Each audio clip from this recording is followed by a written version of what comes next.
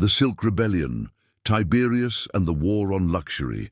In the year 22 CE, as summer heat descended upon Rome's 7 hills, Emperor Tiberius stood before the Senate, his weathered face betraying unusual agitation. The marble floors of the Curia. Julia reflected the morning light as he issued an unprecedented edict. Roman women were forbidden from wearing silk garments in public. The ban emerged not merely from moral conservatism, but from complex economic anxieties plaguing the empire. Each year, Rome hemorrhaged gold to the distant Han dynasty, as aristocratic women draped themselves in the diaphanous Eastern fabric. The treasury bleeds silver for women's vanity, Tiberius reportedly declared, his voice echoing through the chamber. In the Forum, the proclamation elicited immediate resistance. Marcia Hortensia, widow of a wealthy equestrian, gathered female merchants and aristocrats alike beneath the shade of a portico. "They command armies and conquer nations," she observed to her companions, "yet tremble at the sight of our garments." For Roman women, clothing was never merely decorative. It represented one of the few avenues through which they could express status and individual identity in a society that denied them political voice. The semi-transparent nature of silk had particularly alarmed conservative senators who viewed it as undermining the traditional virtue of Roman matrons. Within weeks, an underground economy flourished in the narrow alleys of the Subura district. Female merchants established hidden workshops where silk was mixed with linen to create hybrid fabrics that technically complied with the letter, if not the spirit, of the law. Women wore these garments beneath wool stolas when traveling through the city, revealing them only in private gatherings. What Tiberius failed to comprehend was that restrictions often catalyze innovation. Archaeological evidence from this period reveals an explosion of locally produced textiles featuring increasingly elaborate dyeing techniques, a direct response to the silk prohibition. Women of means commissioned complex embroidery work to compensate for the loss of imported luxury. The prohibition illuminated a fundamental tension within Roman society. While the imperial government promoted an ideology of austerity and traditional values, the empire's very expansion had introduced unprecedented wealth and foreign luxuries that transformed social expectations. Women, often scapegoated as frivolous consumers, were in reality sophisticated economic actors navigating complex social constraints. When Tiberius retreated to his villa on Capri in 26 CE, enforcement of the silk ban gradually diminished. By the time of his death in 37 CE, the prohibition existed mainly in name. The episode, however, established a precedent for imperial intervention in women's personal choices, a pattern that would repeat throughout the centuries of Roman rule. The Silk Rebellion, as historians later termed it, demonstrated how seemingly trivial regulations revealed the deeper fault lines of gender, power, and economic anxiety that ran beneath the empire's marble facade. It was more than a matter of fashion. It was a battlefield where women claimed agency in a system designed to deny it to them. Blood and glory, Domitian's ban on female gladiators. The Flavian amphitheater, known today as the Colosseum, stood as Rome's most impressive monument to spectacle when Emperor Domitian issued his curious edict in 89 CE.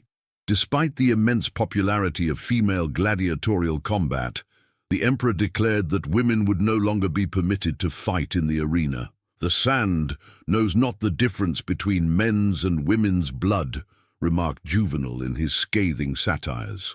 Yet Domitian, ever conscious of public perception, framed his prohibition not as restriction, but as protection of feminine dignity. This rhetorical maneuver masked more complex motivations. Archaeological evidence tells a different story than imperial propaganda. Discovered in Halicarnassus, a relief dating to the early imperial period depicts 2 female gladiators, Amazon and Achillea, their names etched in stone alongside their muscular forms. These women achieved sufficient fame to merit artistic commemoration, suggesting their significant popular appeal. The female gladiator occupied an inherently transgressive position in Roman society. Women who entered the arena subverted fundamental social categories. They exhibited physical prowess in a culture that valued female weakness, engaged in public violence despite expectations of modesty, and commanded the gaze of thousands in a society that idealized female invisibility. In the neighborhood of Trastevere, where many ludus training facilities clustered, female fighters had established their own subculture. Epigraphic evidence suggests they developed distinct fighting styles, emphasizing agility and precision over brute strength. Many came from the upper classes, seeking the thrill of combat as an escape from domestic confinement. Domitian's prohibition stemmed partly from his broader campaign to restore traditional Roman values, a common strategy for legitimizing imperial power. Yet economic factors also influenced his decision. Female gladiatorial combats had become increasingly elaborate and expensive, contributing to the financial strain on municipal budgets throughout Italy. More threatening still was the independence these women achieved. Female gladiators earned substantial sums, gaining economic autonomy rare for their gender.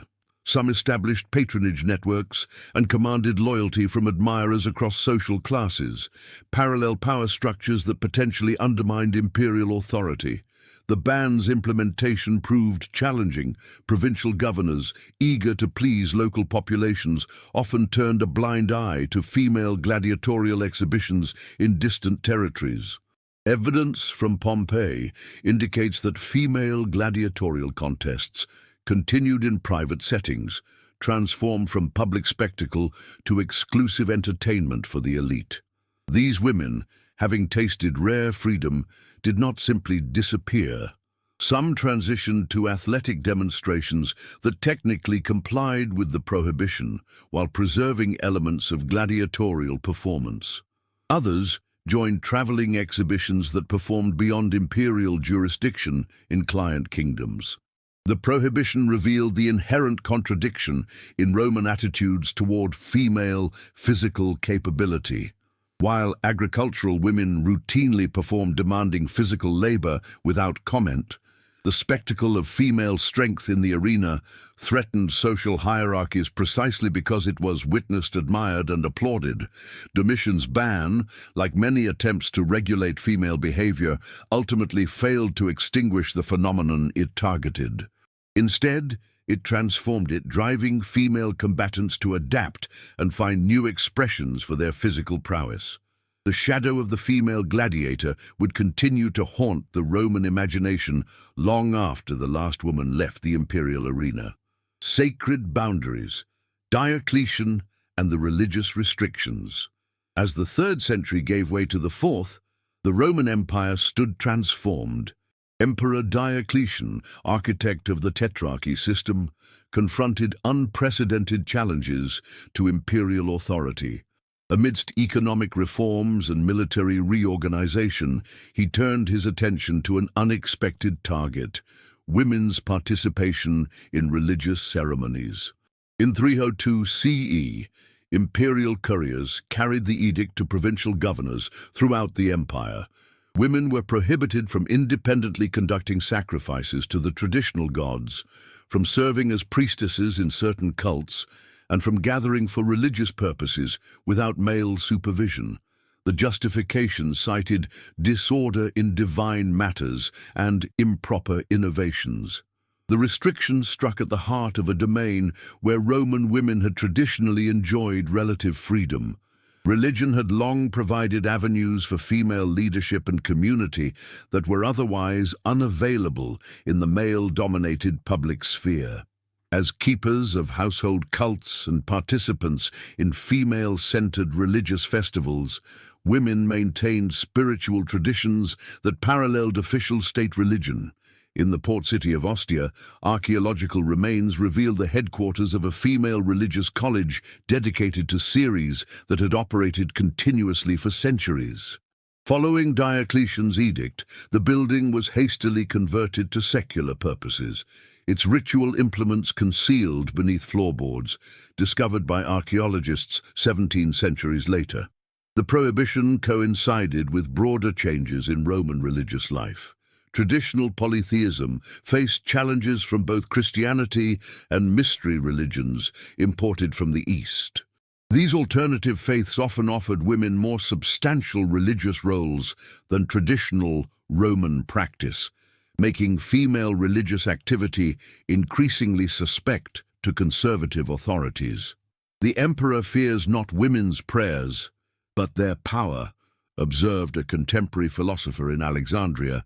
Indeed, female religious communities had developed into sophisticated networks that connected women across social classes, creating alternative channels of influence and information that operated independently of male oversight. In Rome's Aventine district, home to ancient temples of female deities, women developed coded language and disguised religious gatherings as social occasions to circumvent the prohibition. Written evidence from this period shows increasing use of symbolic language in women's correspondence, references to visiting the garden or attending to household matters that masked religious activities. Diocletian's ban most severely impacted the Vestal Virgins, Rome's most prestigious female religious order.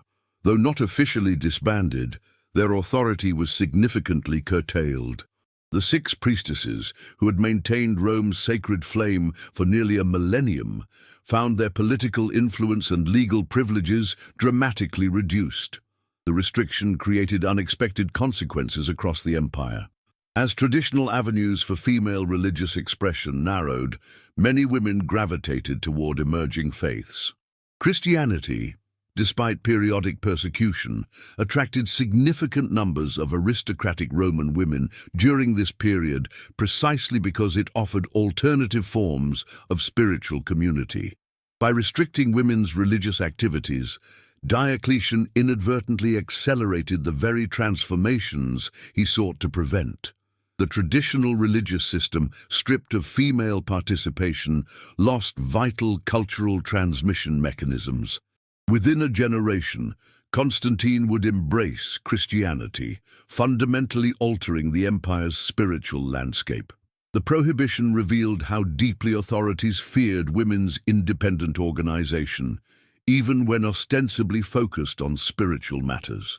Female religious networks represented uncontrolled spaces within the imperial system, communities where women developed leadership skills, managed resources, and created bonds of loyalty that competed with obligations to family and state. When Diocletian abdicated in 305 CE, his religious restrictions gradually weakened as the tetrarchy system collapsed into civil war. Yet the damage to traditional female religious roles proved lasting. The sacred boundaries had been permanently redrawn, altering women's relationship to public religious life for centuries to come. These 3 imperial prohibitions on silk garments, gladiatorial combat, and independent religious practice reveal patterns that transcend their specific historical contexts.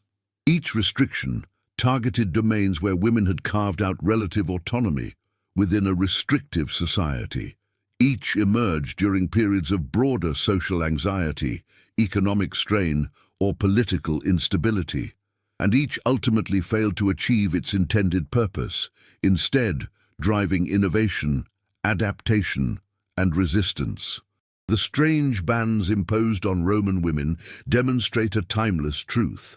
Attempts to control female behavior often reveal what authorities fear most. In silk garments, they feared economic independence.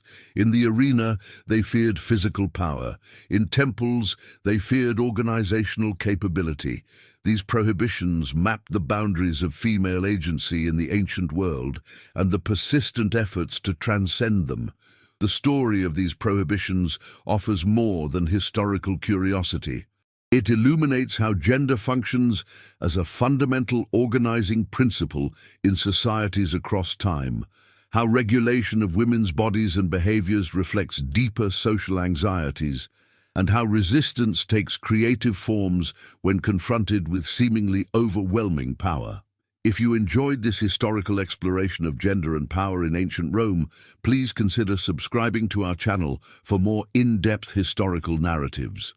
Leave a comment sharing which of these strange prohibitions you found most surprising, and like this video to help others discover this hidden aspect of Roman history. Thank you for joining us on this journey through the marble corridors of imperial power and the shadowed spaces where women crafted their response.